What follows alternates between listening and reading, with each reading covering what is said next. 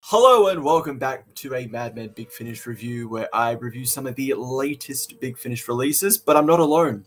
I have a co-host here. Of course, it's Professor Pixel, not a demon. Sounds like one. I'm sorry, that's the whiniest sounding demon ever. You're like the bottom ranks. This is a Pixel finger for you. But no, I have Pixel here who wanted to join me for the First Doctor Adventures. Because you did recently, before this, finished The Outlaws because you were interested in it. Yes. Yeah, so what do you think of The Outlaws? Before we get into this one, what do you think of The Outlaws?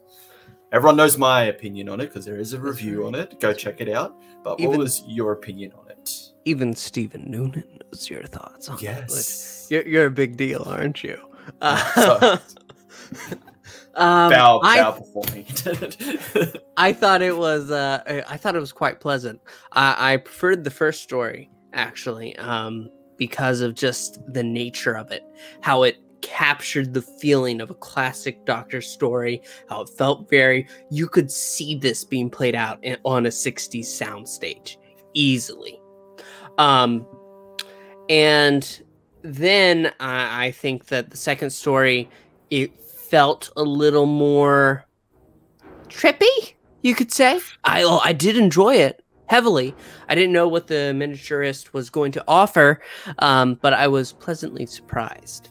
And so I was very excited for the Demon Song, and I had high hopes, and my high hopes were met. I'm just going to go ahead and say before we actually start discussing.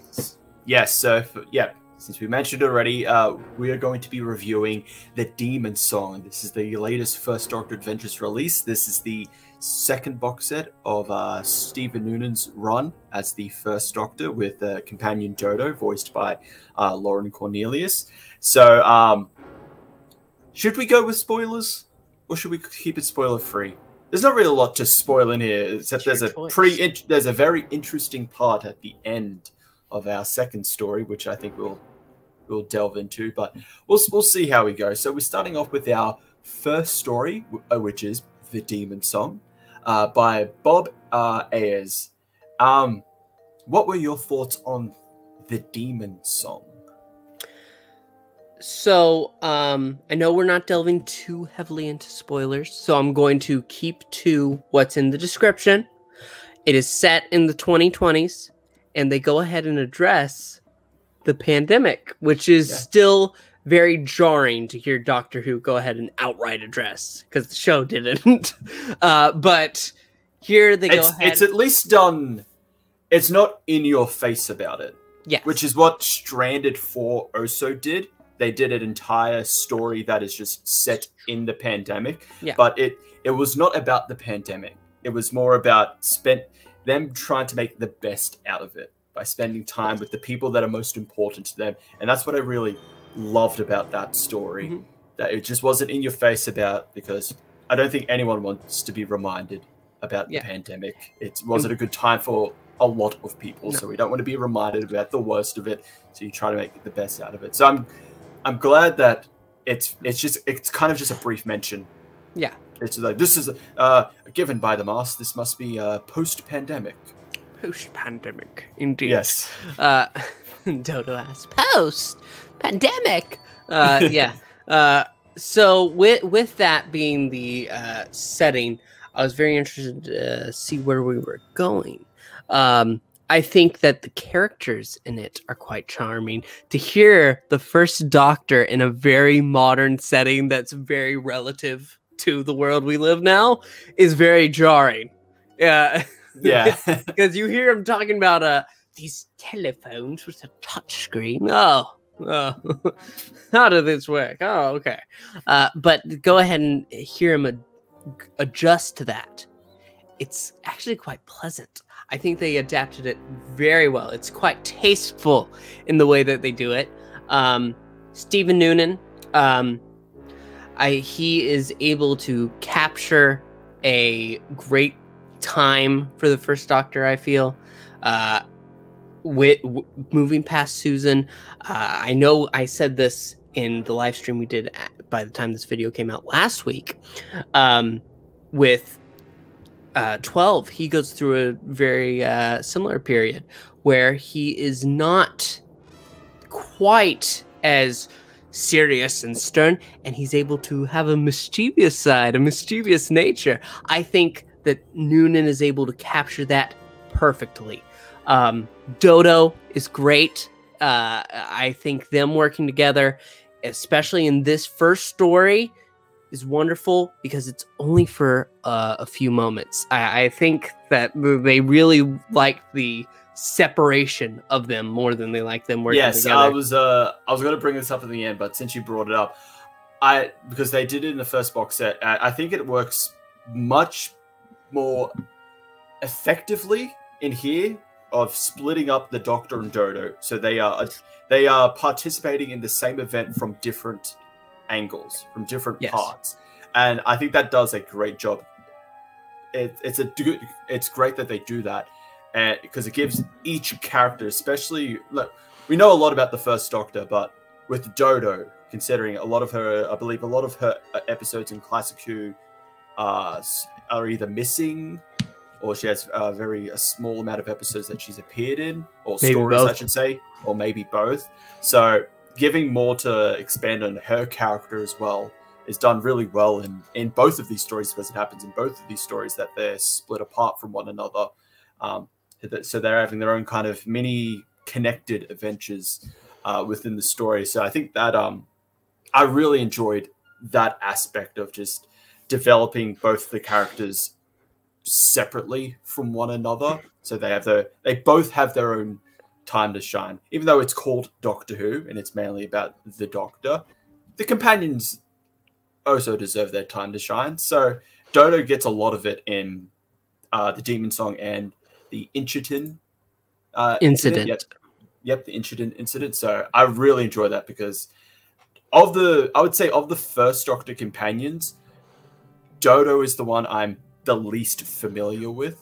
Like, I know, obviously Susan, Ian and Barbara, yes. Stephen to a minor degree. I do have, in the background there, I do have the season 2 collection. I've yet to start it. I know Stephen Noonan himself has recommended the Time Meddler, which is in it. So I'm eagerly waiting to watch that. Vicky, also to a very minor degree, but she's also in that season, so I'll be introduced to her. Dodo was the one I'm very not familiar with. So with Big Finish, it's great to see, to hear more of this character, and I've been loving her, Lauren Cornelius's performance as Dodo in this. So I'm definitely getting a lot more out of this character through Lauren Cornelius and through these new First Doctor Adventure box sets. So I think that's another great thing they're doing with these stories. I agree. And speaking of the story itself, like I said, modern setting, it's very good. I think it's also very interesting, the creature that they have as their, I don't know if antagonist is fair to say, but as what they are facing. I think it's very interesting to go ahead and have Dodo, First Doctor, both sides of the not argument, but that's the best word that I can come up with, the side of their situation. I was very interested to see how it finished up, and I was pleased with the wrap up of this story. Yes, and I'd say the characters that they're paired off with are great. You have our podcaster, our investigator, Daniel Death. Daniel Death. No, it's not Death. Which is funny because that surname, as soon as I heard that surname and everyone kept just saying it's Death, in the 8th Doctor Adventures, in Dark Eyes, the Master uses that surname as an alias. Diarth. I think Harcourt Diarth, which is like the most like classy sounding name possible. Harcourt Diarth. So I got reminded of that as like, oh yeah, the Master has used that as an alias before. But yeah, you have Archie, and Diath with the First Doctor, and they're great with the First Doctor. I love what they bring with their dynamic with them. So you got they were the best part of the episode. Yeah, with the First Doctor and them, it was better than Dodo's side of things. I love Dodo, but the other side of things with the First Doctor taking the lead of it all, fantastic. Yes. Well, I liked both sides equally. I love both aspects of the story, but I will say, like, the character of Daniel Diath, he's a fun character, and just his interactions with the events that are unfolding are great. Archie is a very kind of like almost companion-like. I could potentially see Archie as a companion if developed a bit more. It's like the basic groundworks of like this could be a companion. But yeah, I really enjoyed a lot about the titular story about the Demon Song. Everything about it was amazing. The entire cast in it did a fantastic job. Yeah. Nothing more I could say. Do you usually try to give a numerical estimate to how you rate these stories? I just go as a whole. Oh, okay. So we should go ahead and talk about the Ingerton incident first. Yes. So we come to our second story, which is the Ingerton incident. So which the box set cover art is actually based upon, which I did like. I love that the bandage came into it. So. Kind of a sidetracking from it. Talking about like cover art for Big Finish. While I do love a lot of the art that they do, it is starting to become samey. So when I see a cover like this that is just different, I'm like, yes, we need something that's different. I don't just want like this. As much as I love their artwork, I don't want the same kind of like art style for like every box set. Give me something unique. And interesting enough, because we mentioned him in our most recent live stream, Christopher Naylor, who voices Harry Sullivan in Big Finish, is the artist. He did the art for this, and it's fantastic. He also did they did a release of Jekyll and Hyde, I believe, last year. He did the cover art for that for Big Finish. Fantastic cover. Absolutely. I really like this cover for the Demon Song. But anyway, back to the Ingerton incident. So this is our 4-part story. So our traditional 2-hour-long story. What did you think of the Ingerton incident? I loved it. You loved it? I loved it. So when we spoke to Jimmy and he went ahead and said Nicholas Briggs, he likes to write stories that are just off the wall. This story is truly fantastic in my mind. It has so many elements that keep me engaged. I think it kept me more engaged in this one than it did in the Outlaws of the first box set. With the First Doctor and Dodo, obviously they're separated. Maybe that's a critique that I should do. They're always separated. It's a little much, but here it works exceptionally well because you have so many fantastic characters like the American spy that's introduced early on, which I really like her character. She's great. I did too. And then you have the Doctor here, and you have look, here's the captain who still remembers the war 2 years ago. It's not that far, but he still has PTSD.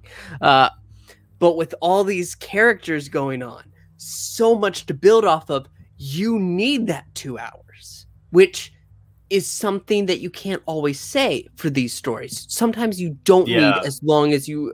We talked about it in Stranded 2 a few weeks ago.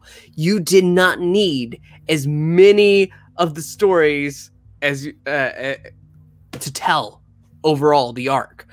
But here, it fills up its time slot perfectly with the characters, the dips, for the tale to go ahead and have their dramatic cliffhangers, to go ahead and have the characters go to where they need to be at the end of it.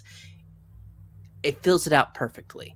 I love the Interton incident. I'm obsessed. Yeah.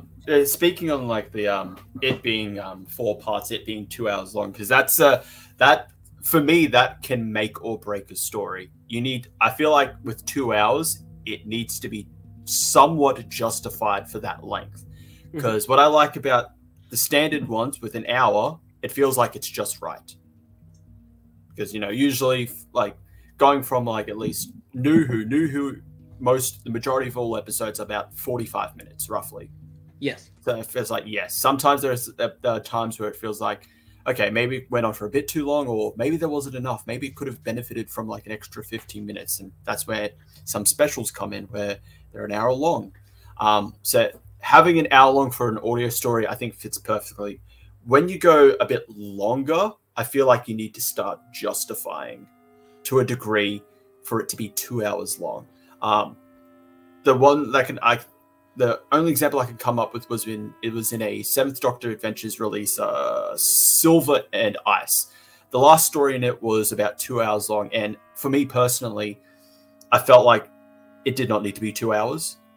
I felt it just went on too long for its own good. It could have just been a bit less, but I feel like with how they're going now, these box sets have to be at least 3 hours roughly. So one story is going to go for an hour, and another story is going to go for 2 hours. For the incident, I agree with you. I think it works. That 2 hours works perfectly with like everything that was going on. I didn't like it as much as the Demon Song. I think the Demon Song is just, for me, I really enjoyed the Demon Song. But I still like the incident. I think it's still a fantastic story on its own. Again, the cast in it are great. Again, separating the Doctor and Dodo so they can tackle on its story from different sides works great. I think we're coming up to the ending of it and what that could connect to a future big anniversary story. Because I feel like as soon as the ending of the incident. Warning spoilers, yes. I feel like the end of the incident is going to be connecting to Once and Future, because I think it may have been like a day or two after this box set release. They announced some more cast members that were going to be in the Once and Future, the big 60th anniversary celebration of Doctor Who in for Big Finish. And one of them was, of course, Stephen Noonan as the first Doctor.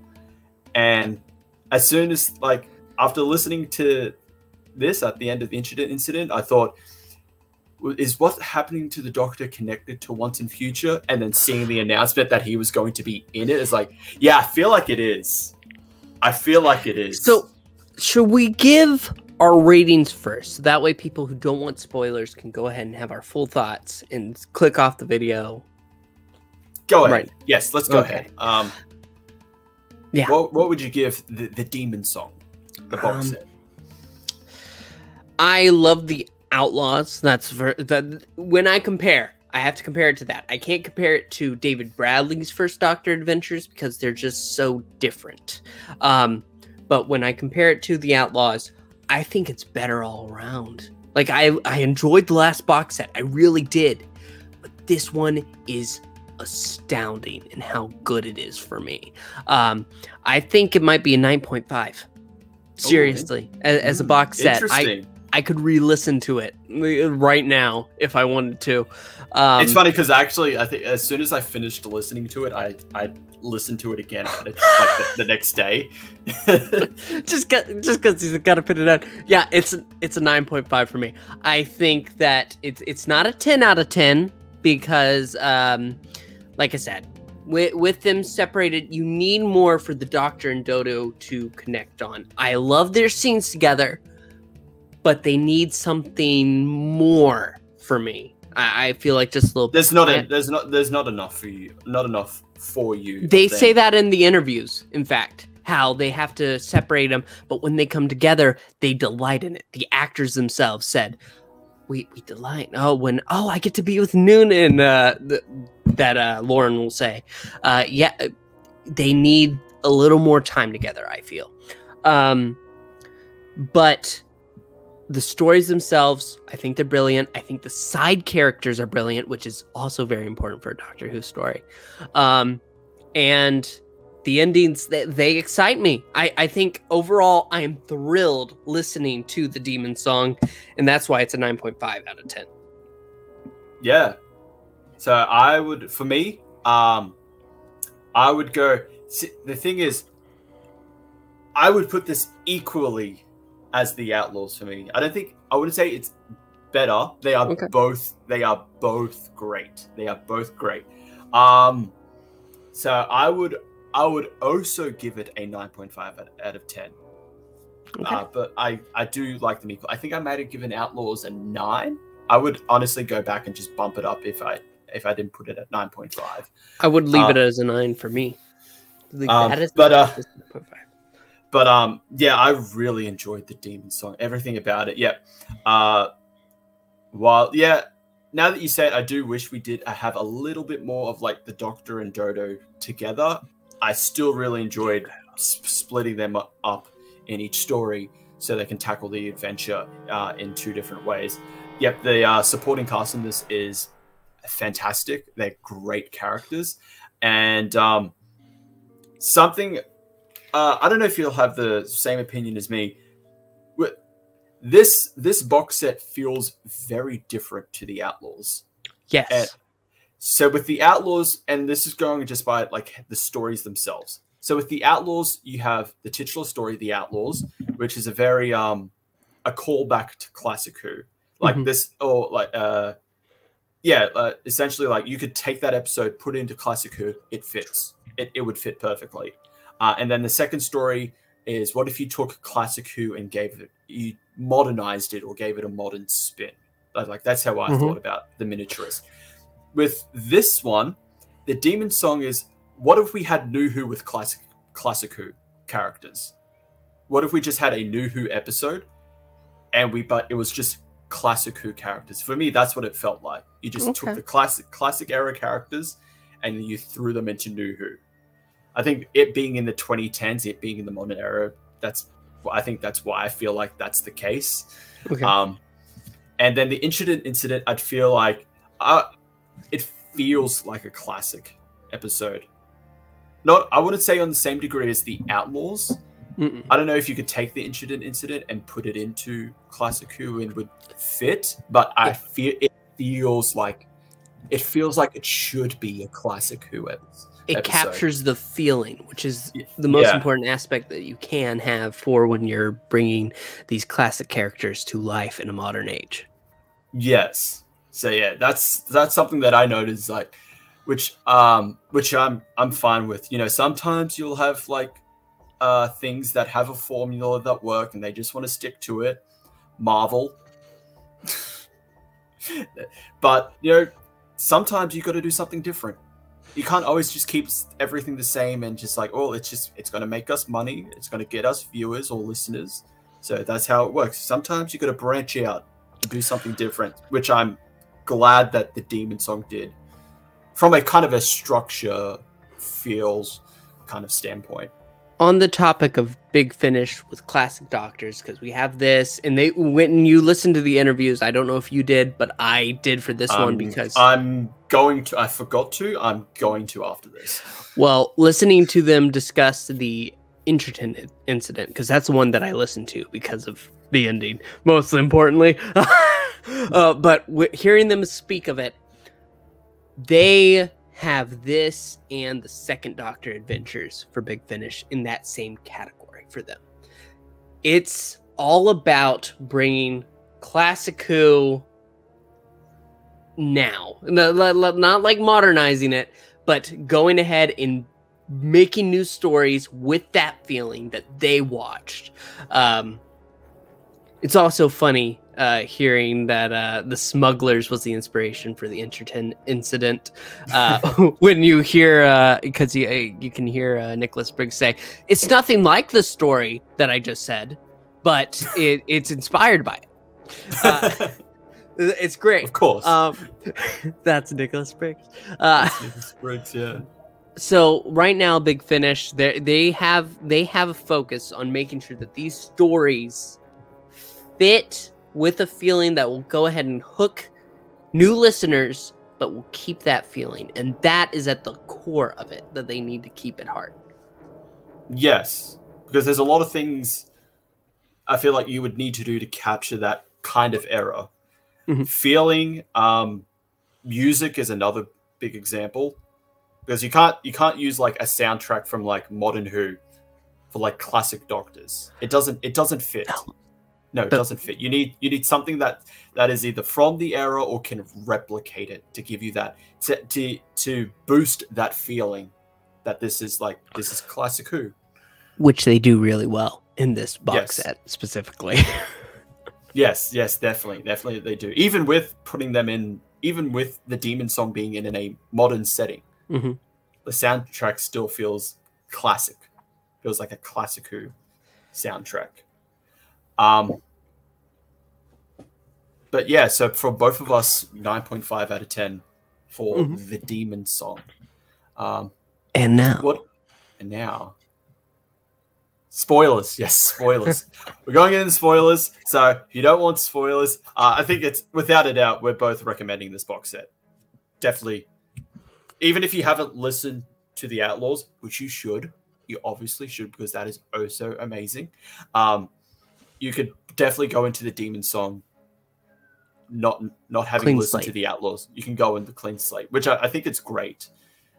Considering they're not numbering these adventures anymore. It's just it's just the Demon Song, The Outlaws. So honestly, it feels like you could just go in blind with either one, with either The Outlaws or the Demon Song. You probably won't feel as lost. No. Yeah.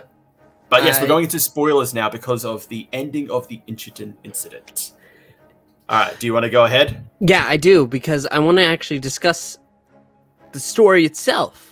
Because one of the elements of it is that there is a character who is Sanderson, who wants the Doctor. Not any doctor. The Doctor. Who knows about the Doctor. And it's an element that's very dun dun dun. It's the cliffhanger of what is it? The first part or second part? Doesn't really matter. It's a cliffhanger. And we actually don't get an answer until towards the end. She is a part of a group that has dedicated their lives to hunting down the Doctor, waiting for him to travel through time so that way they can hook on, which leads her to crashing into Interton, hooking onto the TARDIS, leads to the entire adventure. But she's a part of this group, and they are going to make the Doctor pay for his crimes. Put him on trial. And the first Doctor is the one they catch. And he's like, I wouldn't do any of the things you're saying. Crimes against your kind? No way. But I will clear my name. He agrees to go with them. The story doesn't end like that. However, after Sanderson is dealt with, he starts to disappear from the TARDIS suddenly. And Nicholas Briggs in the interview says, well, what does this mean for Stephen Noonan as the Doctor and Dodo at the time? Where are they going? Well, we're very excited to explore that. And like Chris said, it was 2 days before they announced Once and Future was going to include Stephen Noonan as the first Doctor. So it's fairly implied. Fairly obvious that this is going to be tied into the 60th anniversary series for Big Finish. Yeah, I feel like that might be something they're going to do with certain releases. It's going to tie into because I'm trying to remember what is because you have the third Doctor Adventures, which is coming out this month, February of this month. The Return of Jo Jones. So I think that is the next. That is the earliest one they have this year, before Once and Future. So I feel like that might, the ending of that could tie into Once and Future. I'm trying to see. Second Doctor.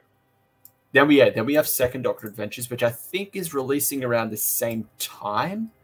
Yes. During Once. So Once and Future begins in May. The only other Doctor, the Sixth Doctor Adventures and the War Doctor Begins both come out in that same month.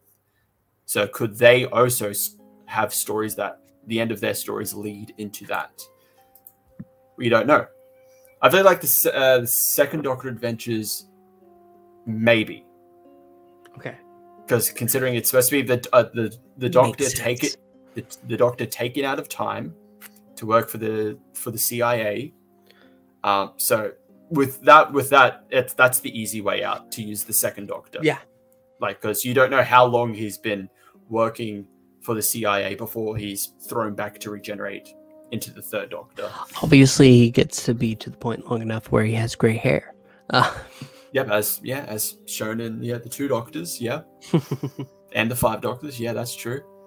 But who knows? So the incident has given us our first, very highly likely delve into Once and Future. So the Doctor has possibly committed something in the future, and now the First Doctor is seemingly disappeared.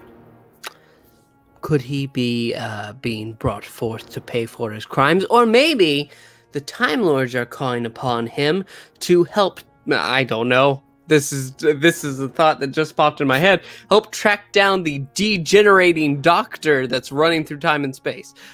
Who knows? Who knows? So that is it for the spoilers. Spoilers done. And also, I forgot to bring this up, talking about the incident. I love how commanding the First Doctor is in that story. I really enjoyed that. Like, because thinking about it now, before the Timeless Children, all of that, the First Doctor, while looking like the oldest, is the youngest of them all. Yeah. So, but you don't really think of that, because you always see him as like the old grandpa. He's the old wise man. So it's fun. It's fun hearing him being in a more like commanding role. It's a little bit cheating, but hearing Nick Briggs talk about, because he wrote this story and directed it. He said that when doing this, the Doctor has to. He likes the First Doctor, especially looking down. He's looking down at the Americans, the Russians, and the British Empire, all of them, because they're squabbling over a spaceship. And he's just like, what are you doing? He's above all of it. And he loves that, especially about the First Doctor. Because he's so detached, in a way, from all of that. He doesn't go ahead and take sides. He's like, there are no sides here. You're all wrong. Get out. And it's brilliant to capture that. So, Nick Briggs, you did great. You did great. You beautiful bald man. But anyway, that has been our review of the First Doctor Adventures, The Demon Song. Definitely go check it out. It is worth it. It's a fantastic listen. Everyone did an amazing job on it. Stephen Noonan, Lauren Cornelius, all of them. That's not really much more I can say. I'm just repeating myself. Everyone did a fantastic job, and Stephen as the Doctor is great. He's getting better, even for me. I think in this one, because you have to get used to him as the First Doctor in the first one, because before that, you have William Russell, who takes him on in the Companion Chronicles from time to time. And then it was David Bradley. David Bradley doing it in the First Doctor Adventures. William Russell and Peter Purves were doing, depending on if it's a story with the first three companions or a story that had Stephen, they would double bill as their companion and as the Doctor.